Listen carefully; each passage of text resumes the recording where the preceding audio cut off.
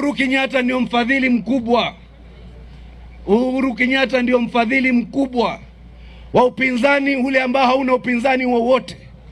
Upinzani wa watermelon, upinzani wa mkabila wa Munyoro, upinzani sijui wa Eugene, upinzani sijui wa nani, hawafui dafu kwetu, na sisi na vizazi vyetu hatutoweza tena kuregesha serikali directly or indirectly kwa mikono ya Kenyatta family na vibaraka wao.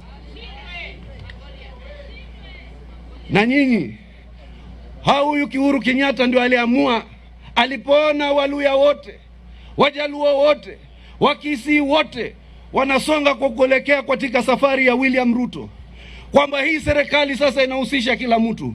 Wakatafuta vibaraka mmoja wawili, wakawapatia ufadhili ili waharibu vyama kama vile ODM, waweke wajiite presidential candidates ambao hawafui dafu, ili kugawanya kura zetu, zirudishe vibaraka wa mlima na wale washirika wao ambao kwa miaka 63 walitumika kupora hii nchi.